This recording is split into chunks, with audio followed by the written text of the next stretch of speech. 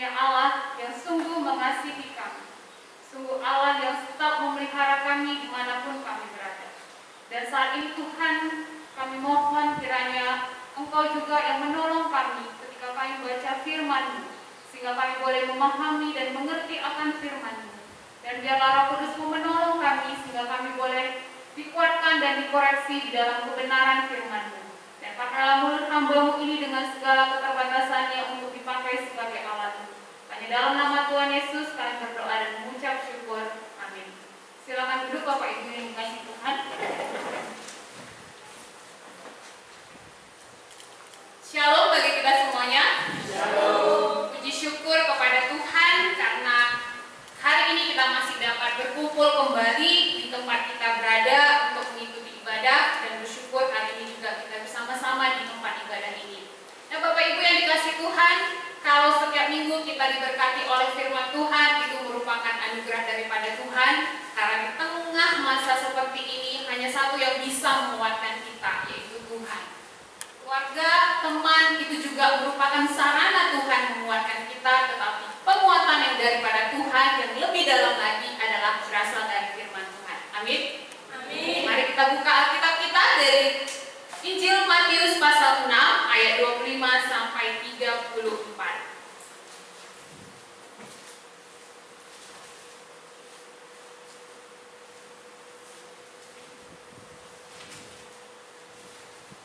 Injil Matius pasal 6 ayat 25 sampai ayat 34.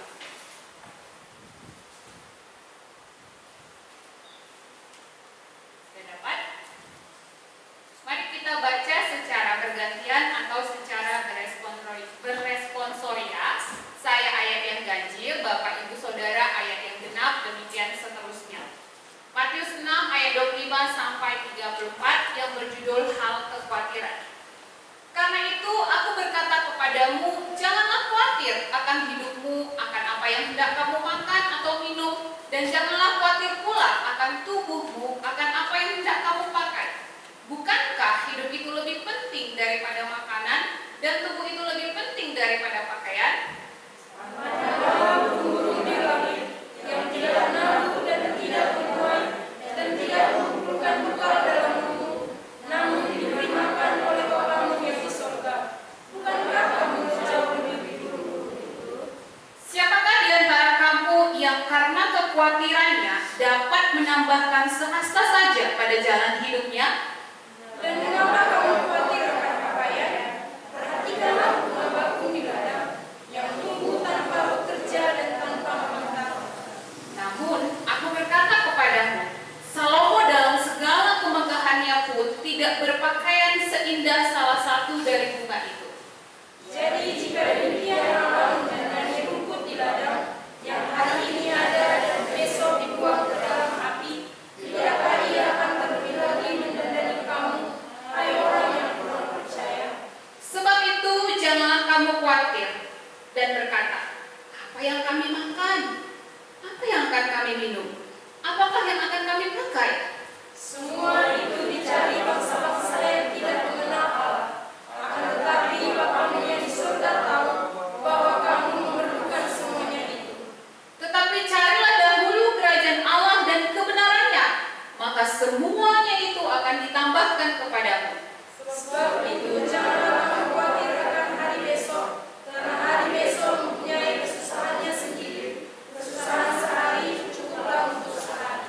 Ya, demikianlah pembacaan firman Tuhan.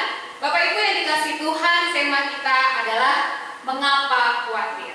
Nah, ini menjadi suatu renungan bagi kita, apakah kita saat ini khawatir, dan ketika khawatir, mengapa khawatir. Bapak Ibu, berbicara tentang khawatir itu merupakan kata yang sering terdengar di telinga kita, dan bahkan sangat akrab terjadi di kehidupan kita. Benar? Mungkin kita tidak ada yang tidak pernah khawatir, pasti pernah khawatir, siapapun dia itu Bapak Ibu.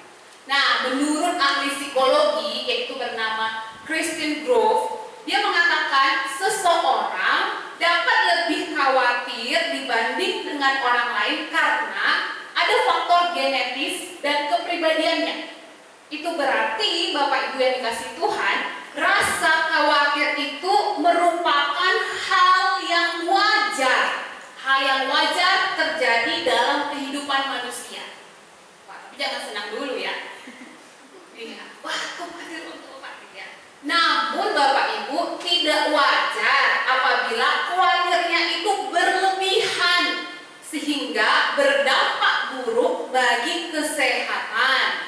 bagi mental dan fisik seseorang sampai nggak bisa tidur gitu ya, muter di pikiran ini kesana kemari. Dia di tempat tidur tapi dia udah kesana kemari. Bahkan Bapak Ibu disayangkan sampai mempengaruhi pertumbuhan rohani kita, bahkan mempengaruhi akhirnya merusak iman kita. Itulah hal yang tidak wajar.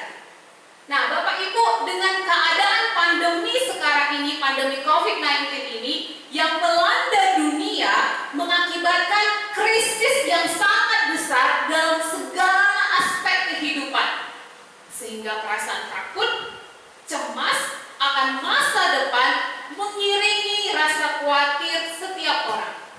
Tentunya tidak terlepas kepada kita yang hadir di sini juga diperhadapkan dengan berbagai krisis yang terjadi dalam hidup yang akhirnya menimbulkan rasa khawatir. Bapak Ibu yang dikasihi Tuhan, ketika rasa khawatir itu muncul, tidak sedikit orang yang akan memotivasi kita supaya bilang jangan khawatir, ya, jangan khawatir. Dia mengingatkan kita dan memberi motivasi supaya kita jangan khawatir. Dia memberi motivasi dengan caranya sendiri dan dengan berbagai alasan. Alasannya banyak untuk kita jangan khawatir. Namun Bapak Ibu yang dikasihi Tuhan, jauh daripada itu, hari ini firman Tuhan mengingatkan kita sebagai orang Kristen supaya saya, Bapak Ibu dan saudara sekalian, jangan khawatir. Ya, jadi Tuhan juga mengingatkan kita jangan khawatir. Lalu mengapa kita tidak khawatir? Mengapa kita diajarkan supaya jangan khawatir, tidak khawatir menurut firman Tuhan ini? Nah Bapak Ibu, setelah saya baca renungkan, ada 3 alasan yang disampaikan melalui firman Tuhan ini kenapa kita jangan khawatir. Ya, yang pertama itu di ayat 25, ayat 26, ayat 28 sampai 30. Ayat 25 sampai 26 saya bacakan. Karena itu aku berkata kepadamu, janganlah khawatir akan hidupmu, akan apa yang hendak kamu makan dan minum, dan janganlah khawatir pula akan tubuhmu, akan apa yang hendak kamu pakai.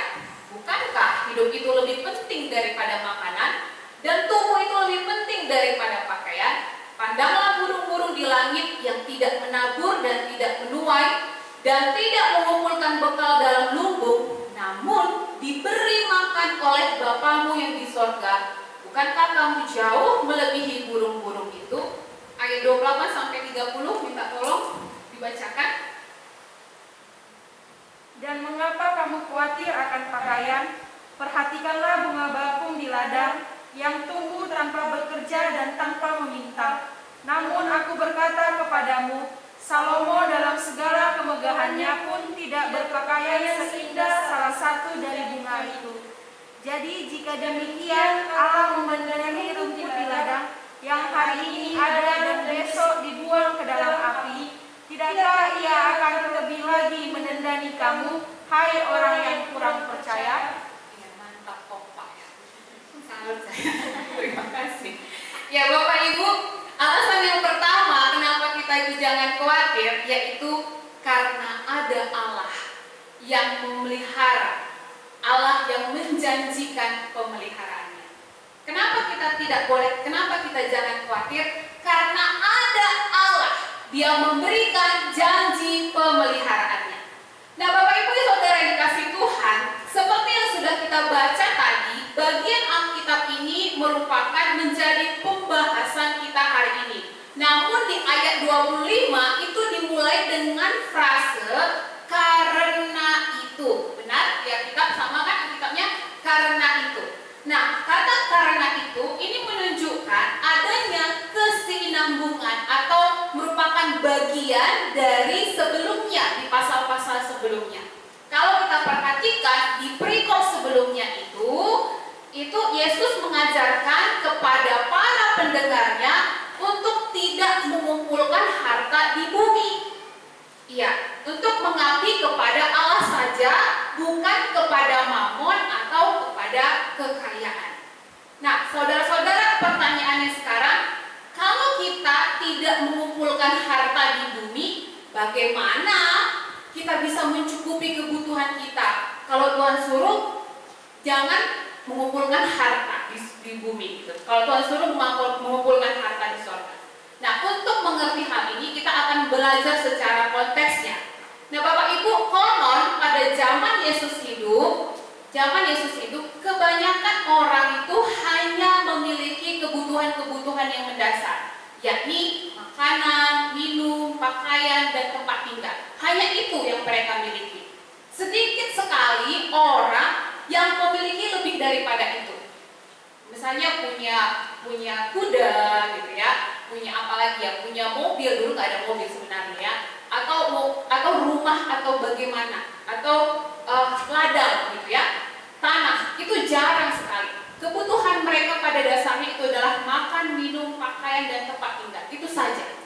Karena itu Bapak Ibu, pemenuhan itu tersedia dan dipengaruhi oleh siklus alam. Kalau pada saat itu siklus alam baik, maka kebutuhan makan minum mereka tercukupi. Tapi kalau siklus alam tidak baik, maka yang terjadi mereka akan kekurangan, akan kelaparan. Hanya itu saja seperti itu. Nah, karena itu perasaan khawatir akan masa depan tentunya tidaklah aneh pada saat itu. Dalam konteks inilah Tuhan Yesus mengatakan kepada para pendengarnya untuk tidak khawatir. Ya, untuk tidak khawatir. Bapak Ibu yang dikasihi Tuhan, kata khawatir di sini berasal dari kata merinet dan dari kata merimna. Dekat pengertiannya dengan perasaan takut. Ya, jadi khawatir di sini dari bahasa aslinya ini sangat mendekati dengan perasaan takut. Jadi khawatirnya itu sampai kepada perasaan takut seperti itu. Takut akan apa?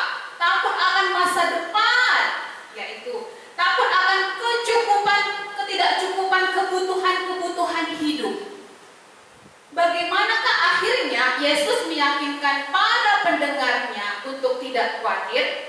Kita lihat di sini, Yesus menggunakan suatu pernyataan dari yang kurang ke yang lebih, dari yang kurang yang lebih. Artinya begini, kalau yang kurang saja begini, apalagi yang lebih, gitu ya dia ungkapkan. Contohnya dipakai di ayat 25, 26, 20 berapa tadi? 25, 26, 28, 29, 30. Dia beri contoh, yang dipakai itu adalah kehidupan burung dan bunga. Ya, burung-burung di langit yang tidak menabur, tidak menuai, tidak mengumpulkan bekal dalam lumbung, namun diberi oleh Bapamu di sorga makan. Apalagi kamu yang jauh melebihi burung-burung itu, kata Tuhan. Bunga bakung saja yang tumbuh tanpa bekerja, tanpa meminta, hari ini ada dan besok dibuang ke dalam api, namun Salomo dalam segala kemegahannya pun tidak berpakaian indah daripada bunga itu.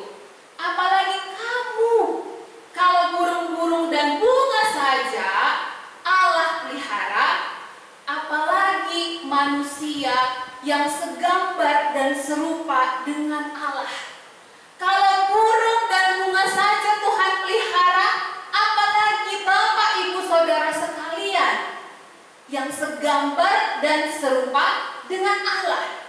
Bapak Ibu, kata segambar dan serupa dengan Allah berarti bahwa manusia ini mewakili Allah di hadapan sebuah ciptaan.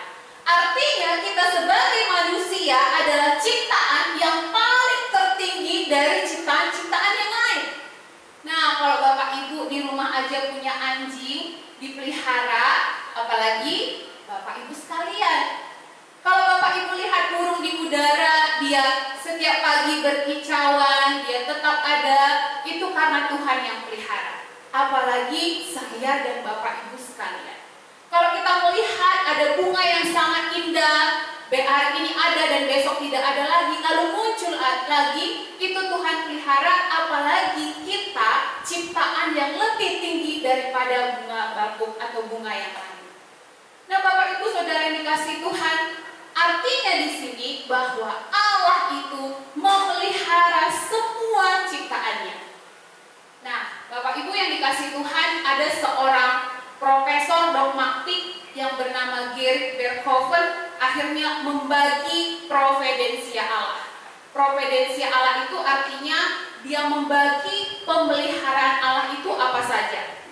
Jadi pemeliharaan Allah itu dibagi dalam 3, yaitu pemeliharaan secara umum, secara khusus, dan sangat khusus. Jadi ketika dia membaca Alkitab ini, akhirnya seorang profesor ini melihat, oh rupanya pemeliharaan Allah itu dibagi atas 3, secara umum, secara khusus, dan sangat khusus. Nah, pemeliharaan Allah secara umum itu ialah pemeliharaan Tuhan atas semua ciptaannya secara umum. Jadi Bapak Ibu, ketika Tuhan menciptakan langit dan bumi, enggak Tuhan biarkan, dah siap, enggak. Tapi sampai sekarang, waktu dulu dia menciptakan dan sampai sekarang Tuhan tetap memelihara semua ciptaannya ini. Dia menjaga, dia menopang semua ciptaannya. Dan apapun yang terjadi di dunia ini itu atas seizin Tuhan. Dia memelihara burung, dia memelihara ular, dia memelihara kodok, dia memelihara cicak, dan semua ciptaan yang ada di dunia ini. Itulah pemeliharaan Allah secara umum, Bapak Ibu. Lalu pemeliharaan Tuhan selanjutnya adalah pemeliharaan secara khusus, yaitu pemeliharaan Allah atas seluruh manusia di muka bumi ini. Jadi semua ciptaan, lalu naik tingkat lagi manusia. Dan manusia di sini adalah semua manusia yang ada di dunia ini. Baik dia agama apa, kepercayaan apa, suku apa, bangsa apa, kulit apa, semua Tuhan pelihara. Tuhan akan pelihara. Tuhan sama-sama memberikan hujan. Tuhan sama-sama memberikan matahari, gitu ya. Kan nggak pernah ya kita pergi ke belahan bumi barat sana, belum ada yang belahan bumi barat ya, belum ada di antara kita ya. Iya, tapi saya nggak pernah dengar teman saya bilang, Mel, di sini matahari berbeda dengan matahari yang ada di Indonesia. Wah, luar biasa juga itu keajaiban alam ya. Tetapi sama, mataharinya sama dan sama-sama memiliki matahari. Cuman musimnya saja berbeda. Tapi itulah cara Tuhan yang unik seperti itu. Lalu yang ketiga, pemeliharaan Tuhan yang sangat khusus, yaitu pemeliharaan Allah terhadap umat, kepunyaannya sendiri, yaitu orang-orang yang percaya kepada Yesus Kristus. Orang-orang yang sudah dipilih menjadi anak-anaknya. Tuhan punya pemeliharaan secara khusus. Nah, Bapak Ibu, saya pikirkan ya, kita aja atau saya melihat seorang orang tua ketika di rumah dia mempunyai ada anaknya secara kandung, ada anak tetangganya gitu ya, ada kucingnya, anjingnya gitu ya. Dia pasti akan mengasihi dan memelihara. Nah, tapi pemeliharaan yang khusus atau kasih sayang yang khusus itu pasti diberikan kepada anaknya. Nah, gambaran itu juga bisa kita lihat dari gambaran Allah Bapa di sorga. Maka beruntung sekali kita apabila kita sudah menjadi anak-anaknya Tuhan, gitu. Bahwa Tuhan punya pemeliharaan secara khusus. Kita dijadikan Tuhan sebagai biji mata Tuhan, menjadi punya kepunyaan Allah sendiri. Itulah pemeliharaan Tuhan atas orang-orang yang percaya. Nah, Bapak Ibu yang dikasih Tuhan, jadi jelas sekali kalau burung, bunga, tumbuhan, hewan dia pelihara. Kalau orang yang tidak mengenal Tuhan atau kita bilang aja berbegu atau apapun istilahnya itu, Tuhan pelihara. Apalagi iya, apalagi aku.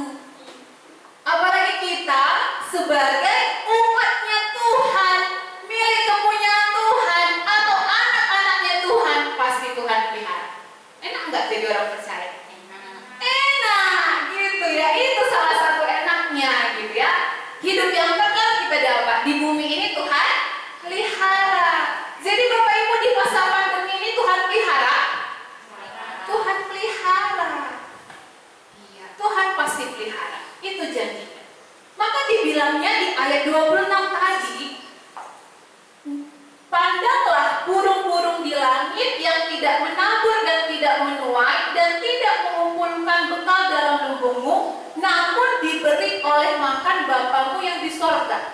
Bukankah kamu jauh melebihi burung-burung itu? Bukankah tigan batu jauh melebihi burung-burung itu, gitu ya? Nanti kalau lihat burung nanti gitu kan, wah, kau aja dipelihara Tuhan, apalagi aku. Kan seperti itu ya. Ya. Nah, jemaat yang dikasihi Tuhan, pemeliharaan Allah itu juga terlihat di dalam sejarah kehidupan para tokoh-tokoh PK, seperti Abraham dipelihara. Bapak Ibu, Abraham adalah pilihan Allah. Tapi saya tanya, mohon saya izinkan bertanya, apakah Abraham pernah di masa krisis, kelaparan? Pernah. Berapa kali? 2 kali. Tuhan pelihara? Tuhan pelihara. Walaupun ada ancaman nyawa gitu ya, dia berpikir dengan caranya gimana supaya aman strateginya. Tapi ada Tuhan yang pelihara. Di dalam ketidaktaatannya pun di situ Allah tetap memelihara. Itu enaknya kalau kita punya Tuhan, punya Allah, punya Bapa kita. Lalu Tuhan juga memelihara Isa, Yakub, Nabi Elia, Nabi Elisa, bahkan bangsa Israel di padang gurun, bangsa Yehuda di dalam pembuangan di Babel, dan dalam diri hamba-hambanya di perjanjian baru, Tuhan tetap memelihara. Bahkan komunitas orang-orang percaya pada saat itu yang terancam ketika Tuhan Yesus naik ke surga, mereka diancam, mereka akhirnya menutup pintu, mengunci jendela, mereka berdoa kepada Tuhan. Tuhan masih pelihara. Walau Tuhan tambahkan orang-orang percaya. Itu krisis pada zaman itu. Bahkan sampai hari ini pun Bapak Ibu, kalau Bapak Ibu boleh bertanya kepada saudara-saudara ataupun mendengar kesaksian-kesaksian saudara-saudara seiman kita, mereka akan menyaksikan bahwa pemeliharaan Tuhan di dalam hidup mereka. Nah, Bapak Ibu yang dikasih Tuhan, pemeliharaan Tuhan juga terjadi di masa pandemi sekarang ini. Ya, saya mau ceritakan kesaksian saya sedikit. Ketika saya berada di akhir studi di Malang tahun 2020 pada saat itu, hampir mau selesai, hampir mau pergi kira-kira 2 minggu lagi mengangkat, artinya selesai untuk balik ke Medan. Lalu Tuhan izinkan saya mengalami kecelakaan, akhirnya saya patah tulang. Lalu ketika dipatah tulang itu, saya diharuskan operasi Bapak Ibu, haruskan operasi dengan kondisi keuangan yang menipis. Uang di tabungan saya 50.000. Bukan berarti ini bukan apa ya, maaf ya, saya mau kasih tahu, gak ada apa-apa, maksud apa, kondisi keuangan saya pada saat itu menipis. Iya, karena harus begini, saya cukupkan. Lalu akhirnya itu marak pertama sekali virus corona masuk ke Indonesia. Otomatis sangat takut sekali Bapak Ibu, rumah sakit. Dan rumah sakit itu adalah bagian dari tempat orang isolasi, ya kan? Nah, lalu saya diharapkan untuk dari kampus dan di tempat praktek saya untuk menyelesaikan masa praktek saya 1 tahun. Kalau enggak bisa.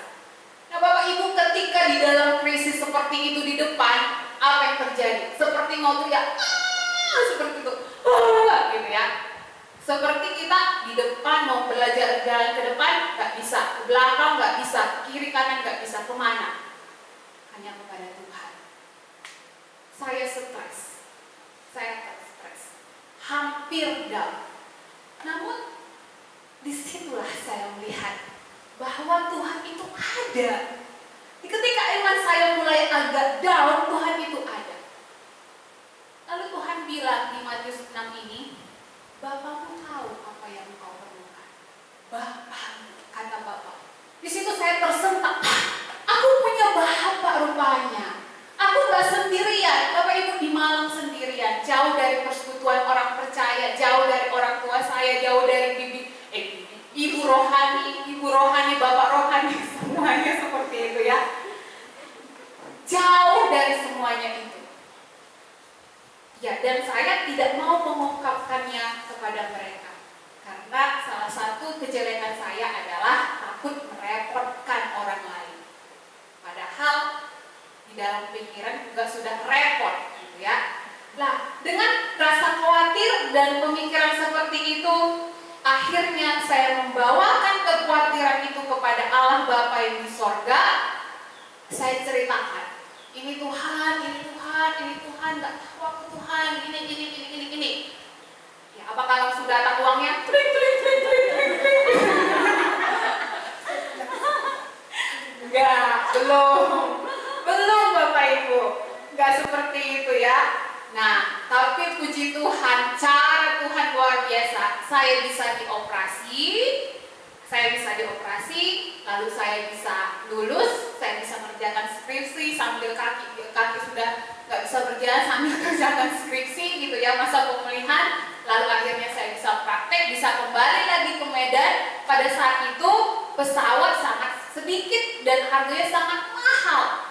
Diperhadapkan lagi sampai akhirnya bisa sampai ke sini dan lulus dengan ya sudah selesai dan sampai di sini ya, studi saya sudah selesai dan semuanya selesai seperti itu. Nah Bapak Ibu, itu di masa pandemi dan saya tahu yang di sini juga mengalami juga krisis seperti itu. Namun di situ saya bisa melihat bahwa Tuhan yang memelihara anak-anaknya. Nah sekarang Bapak Ibu, saya bertanya, apakah saat ini Bapak, Ibu, dan saudara sekalian sedang khawatir? Apakah sedang khawatir? Khawatir akan kesehatan? Sudah ke dokter, ke sana kemari? Tidak semua.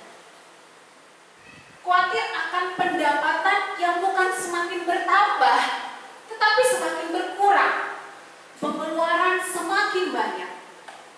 Khawatir akan masa depan anak. Kalau nanti aku nggak ada, gimana lah anak-anakku ini?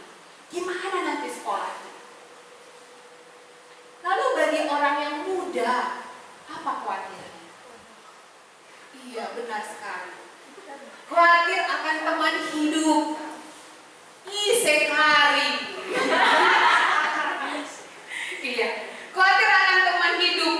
Takut akan jodoh dalam berbagai hal. Lalu takut ditolak, takut kalau hubungan yang sudah dijalin tiba-tiba berhenti, gitu ya. Dan khawatir akan mengenai biaya pernikahan dan gimana nanti berkeluarga. Lalu bagi yang kuliah, khawatir akan biaya kuliah yang sampai saat ini tersendat. Nah, jemaat yang dikasih Tuhan, apapun permasalahan dan pergumulan yang kita hadapi, jangan khawatir. Namun, yakinlah kita punya Allah yang memelihara semua ciptaannya, terutama kita anak-anaknya. Dia memelihara semua manusia di muka bumi ini dengan cara, apalagi kita, jikalau kita sebagai anak-anaknya. Bapak Ibu yang dikasih Tuhan, Allah punya caranya yang ajaib untuk memelihara orang yang dikasihinya. Allah punya caranya, bukan seperti cara kita. Kita mau buat begini, gini. Bukan itu kata Tuhan. Tapi yakinlah Bapak Ibu yang dikasih Tuhan, Allah itu Allah yang sama, Allah yang dari dulu sampai selama-lamanya, Allah yang akan memelihara semua ciptaannya. Terlebih lagi kita yang percaya kepada Tuhan Yesus, yang diangkat menjadi anak-anaknya. Nah Bapak Ibu yang dikasih Tuhan, alasan kedua, kenapa Tuhan bilang jangan khawatir? Kita baca ayat 31 sampai 33, saya persilahkan satu orang saja. Sebab itu janganlah kamu khawatir dan berkata, apakah yang akan kami makan? Apakah yang akan kami minum? Apakah yang akan kami pakai? Semua itu dicari bangsa-bangsa yang tidak mengenal Allah. Akan tetapi Bapamu yang di surga tahu bahwa kamu memerlukan semuanya itu. Tetapi carilah dahulu kerajaan Allah dan kebenarannya, maka semuanya itu akan ditambahkan kepadamu. Yang kedua, alasan kenapa kita jangan khawatir.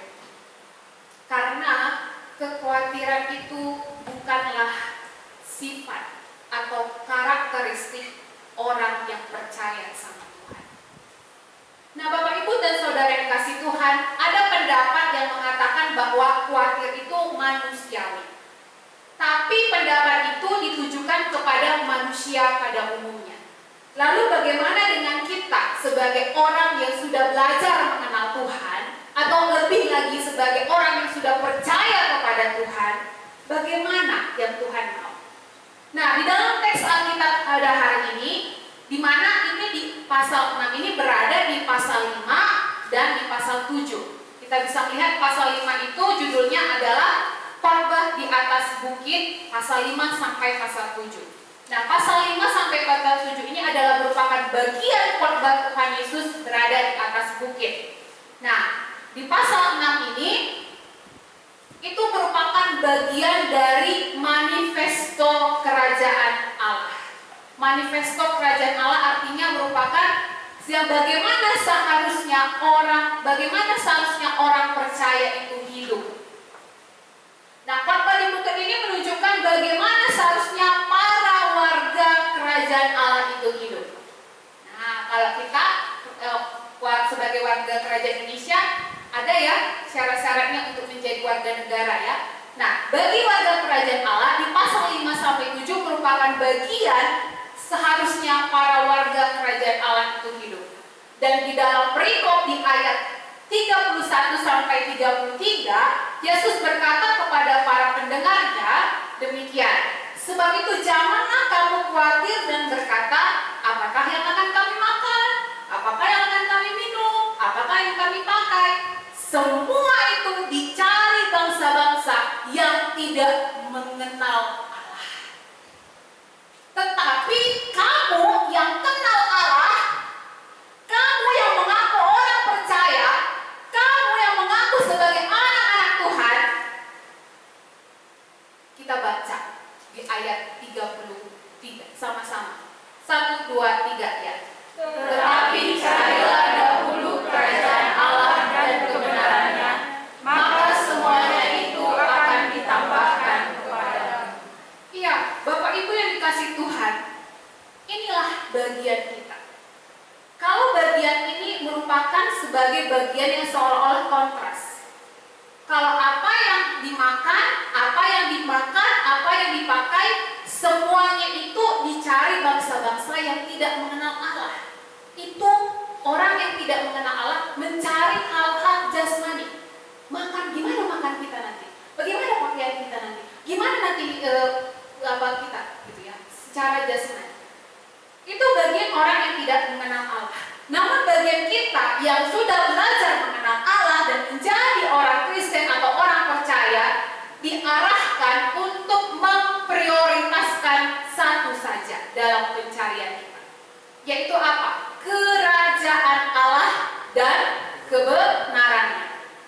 Yang lain akan ditambahkan kemudian oleh Bapa yang di sorga, Sang Punya segalanya.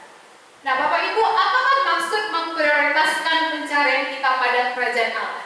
Maksudnya ialah bahwa kita memfokuskan, mengutamakan, mengarahkan seluruh gerakan hidup kita kepada Allah. Prioritas utamanya adalah Allah. Itu dulu. Hati kita kepada Allah, tidak melekat kepada apa yang makan, minum, pakai tadi. Kita mengarahkan seluruh gerakan hidup kita dan berupaya bagaimana supaya Allah menjadi Raja yang bertahta di dalam diri kita. Menjadikan Yesus sebagai Tuhan dan Raja. Meletakkan Yesus adalah Allah sebagai yang berdaulat, yang empunya, yang memimpin, dan yang berhak atas hidup kita. Bapak Ibu, kalau hal ini sudah menjadi prioritas hidup kita, maka kekhawatiran mestinya bukan lagi sesuatu yang memenuhi pikiran kita. Karena apa yang terjadi di dalam hidup kita terima sebagai bagian dari ketundukan kita kepada Yesus Sang Raja. Dan Allah akan berjanji menambahkan. Arti menambahkan, Dia akan memberikan. Dia akan memberikan, menyediakan segala kebutuhan kita, baik jasmani maupun secara rohani. Dalam hal ini Paulus juga menyatakan di dalam suratnya dalam 2 Korintus 9 ayat 8 kepada jemaat Korintus. Saya bacakan bagi Bapak Ibu dalam 2 Korintus 9 ayat 8. Ia yang menyediakan benih bagi penabur dan roti untuk dimakan, Ia juga yang akan menyediakan dan menumbuhkan buah-buah kebenaran. Inilah pengakuan iman daripada Paulus bahwa Allah yang akan menabur, Dia akan mencukupkan segala kebutuhan dari orang yang dikasihi. Nah, Bapak Ibu yang dikasihi Tuhan, beberapa bulan ini saya juga diliputi rasa khawatir. Saya sudah lulus studi, sudah ada berada di sini, lalu saya ada kekhawatiran. Gimana ya nantinya? Saya nanti melayani di mana? Apa yang terjadi terhadap saya nanti ya? Apakah aku bisa dipakai Tuhan ya? Seperti itu. Begitu banyak pertanyaan-pertanyaan di dalam hati dan pemikiran saya. Sampai suatu hari saya itu sadar, kenapa akhirnya saya khawatir. Rupanya fokus saya itu sedang bergeser pada saat itu. Fokusnya bukan kepada kerajaan Allah lagi, tetapi terhadap diri sendiri. Sayanya, bagaimana aku nanti? Mengkhawatirkan. Saya tidak lagi mengarahkan fokus saya kepada kerajaan Allah.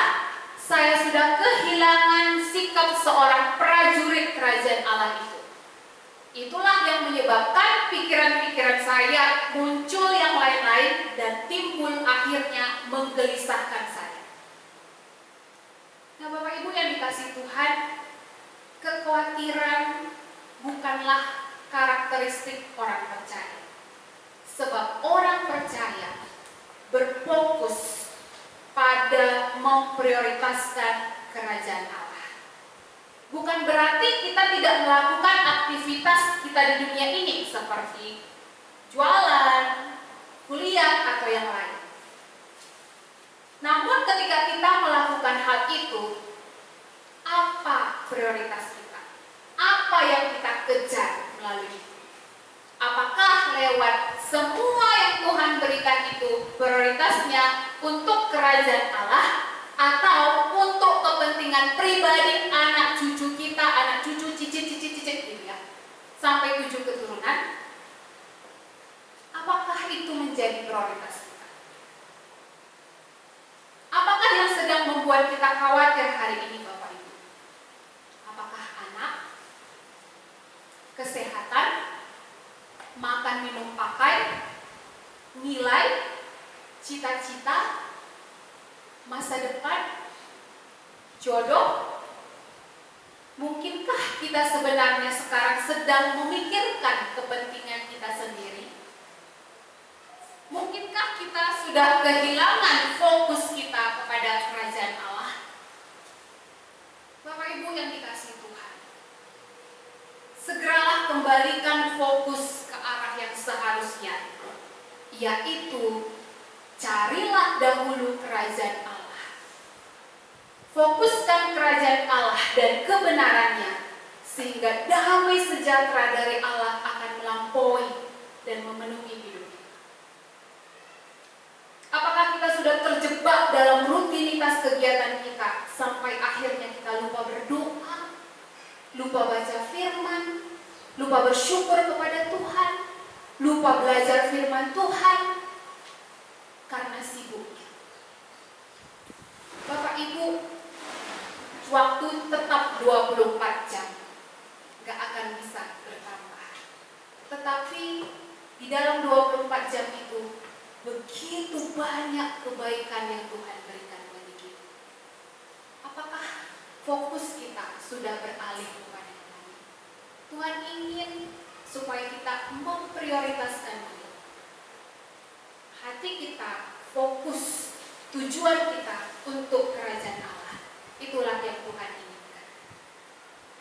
Yang terakhir Bapak Ibu, alasan yang terakhir, ini yang paling ditunggu-tunggu yang terakhir. Apa alasan kita jangan khawatir? Ayat 27 dan ayat 34, silahkan satu orang kembali. Yang pria dengan suara yang gagah, silahkan, ayat 27 dan 34. Ada yang bersedia? Matius 6 ayat 27 sampai dan 34.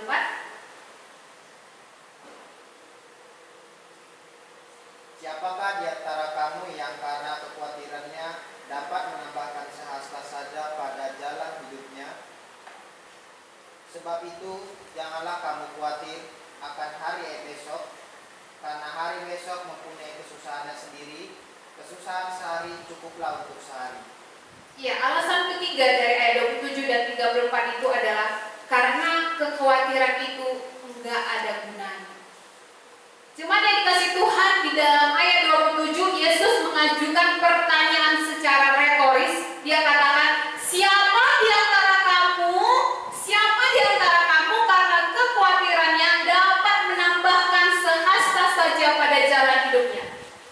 Memang tidak jelas apakah menambahkan sehasta saja pada jalan hidup berarti menambahkan satu dimensi waktu ataukah ruang.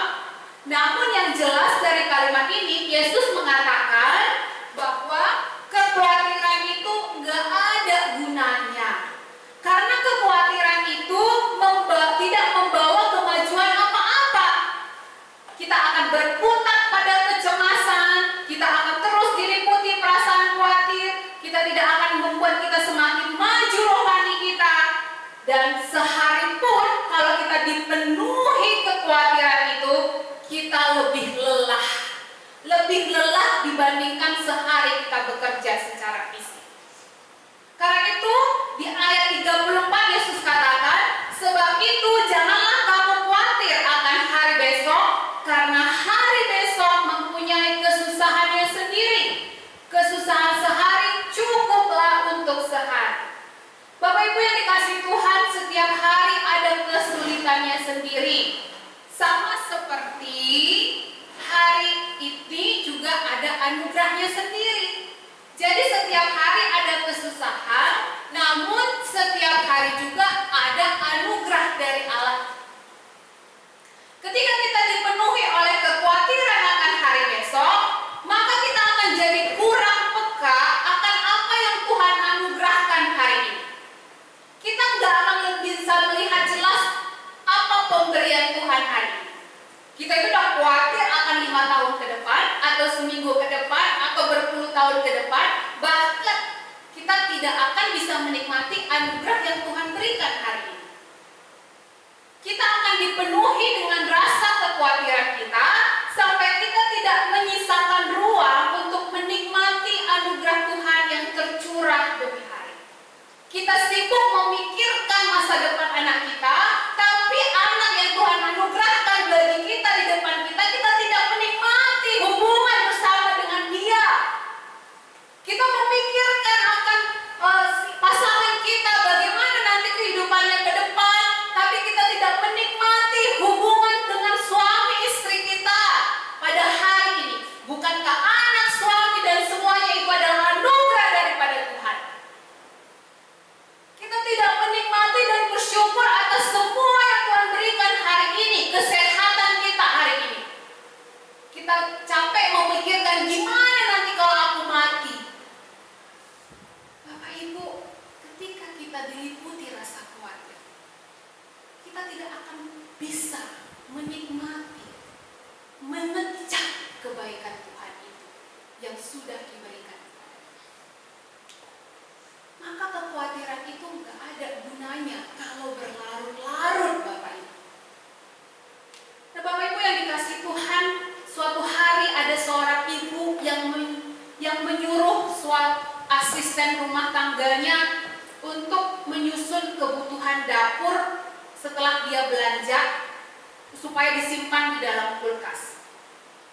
Lalu selepas beliau pulang dari pasar untuk belanja, ia meminta mbak dapurnya ini untuk memilah cabai yang baik dan yang kurang baik. Namun karena banyaknya pekerjaan yang harus dikerjakan oleh asisten rumah tangga itu, akhirnya dia lupa memisahkan cabai yang baik dengan yang kurang baik. Nah, suatu hari ibu ini ingin memasak. Lalu dia buka kulkas itu, dia cari, dia ambil cabai itu. Bapak Ibu, dia sangat kecewa sekali. Karena hampir setengah cabai itu sudah rusak, busuk, dan berbau. Dan akhirnya cabai yang baik itu tidak bisa dapat dipakai dan dibuang. Nah, sama seperti menyimpan cabai yang kurang baik, yang busuk itu bersama dengan cabai yang baik, itu akhirnya menjadi merusak yang lain. Demikian pula kita sering sekali menyimpan kekhawatiran itu yang akhirnya tidak berguna. Apalagi kalau kita sampai berlarut-larut, sampai itu akhirnya meracuni diri kita, memenuhi pikiran kita, akan merusak semangat kita, jiwa kita, kasih kita, fisik kita, bahkan kesehatan kita. Seolah-olah khawatir itu seperti racun yang lambat laun akan merusak kesehatan secara jasmani maupun kerohanian orang percaya. Bapak Ibu, jangan biarkan racun yang bernama kekhawatiran itu menetap di dalam hati kita. Jangan biarkan itu menghalangi kita untuk melihat dan menikmati setiap anugerah yang Tuhan berikan bagi kita. Buanglah racun itu hari ini juga, sekarang juga. Apa yang kita lakukan? Nyatakanlah kekhawatiran Bapak, Ibu, dan saudara sekalian kepada Allah. Nyatakan. Hal ini juga dikatakan oleh Rasul Paulus kepada jemaat Filipi. Dia katakan, janganlah hendaknya kamu khawatir tentang apapun juga, tetapi nyatakanlah dalam segala hal keinginanmu kepada Allah dalam doa dan permohonan serta ucapan syukur. Itu dikatakannya ketika dia berada di dalam penjara. Dan dia dikatakan oleh Petrus, serahkanlah segala kekhawatiranmu kepadanya, sebab ia akan memelihara kamu. Serahkanlah segala kekhawatiranmu apa saja kepada Tuhan, sebab ia yang akan memelihara kamu. Dengan demikian Bapak Ibu yang dikasihi Tuhan, rasa khawatir itu tidak akan menguasai Bapak Ibu dan kita semua kalau kita menyerahkannya kepada Tuhan. Nah, Bapak Ibu yang dikasihi Tuhan, apapun yang menjadi kekhawatiran Bapak Ibu sekarang, mari tanggalkanlah itu di hadapan Tuhan. Tanggalkanlah itu di hadapan Tuhan.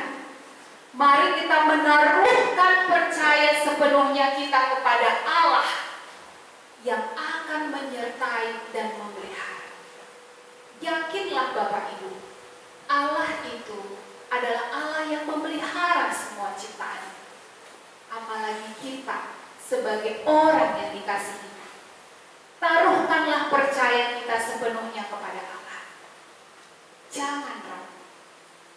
Meskipun di depan kita memiliki permasalahan-permasalahan, bahkan di pandemi ini kita melihat ujungnya tidak ada, dan pemerintah tidak memberi kepastian, tetapi dengan iman kita, dengan pengenalan kita kepada Tuhan, marilah kita menatap masa depan kita kepada Tuhan, menjalani hari-hari ini dengan fokus pada kerajaan Allah, fokus kita pada kerajaan Allah. Marilah kita menikmati kelimpahan anugerah Tuhan dalam hidup kita hari ini, hari depan, dan selanjutnya. Karena Allah berjanji, Dia akan memelihara kita. Seperti yang disampaikan Tuhan Yesus di ayat 33. Tetapi carilah dahulu kerajaan Allah dan kebenarannya, maka semuanya itu akan ditambahkan kepadamu. Milikilah Yesus sebagai Tuhan dan Raja kita secara pribadi, dan biarkanlah Dia bertahta di dalam hidup kita. Maka Yesus adalah Allah akan menyertai dan memelihara umatnya. Dia akan memelihara kita juga di masa pandemi ini. Maka bagian kita adalah menaruh percaya sepenuhnya kepada Allah yang berkuasa dan berdaulat. Pertanyaannya, mengapa khawatir? Amin. Mari kita berdoa.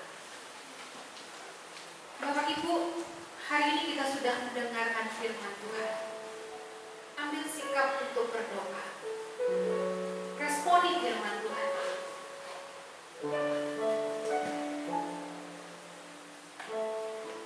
Sekarang saya mengajak Bapak dan Ibu untuk berdoa. Berdoa secara pribadi kepada Tuhan. Tilik hati Bapak Ibu. Biarkan Roh Kudus bekerja. Apakah ada rasa khawatir? Takut akan sesuatu? Jikalau Bapak Ibu percaya ada Tuhan dan percaya bahwa Dia akan memelihara dengan caranya sendiri, mari katakan dalam doa Bapak Ibu Saudara dengan keyakinan, lalu berkomitmen kepada Allah untuk memprioritaskan Dia dalam hidup Bapak Ibu Saudara. Silakan Bapak Ibu, saya izinkan untuk memberi waktu berdoa. Nyatakan kekhawatiranmu, keluh kesahmu kepada Tuhan.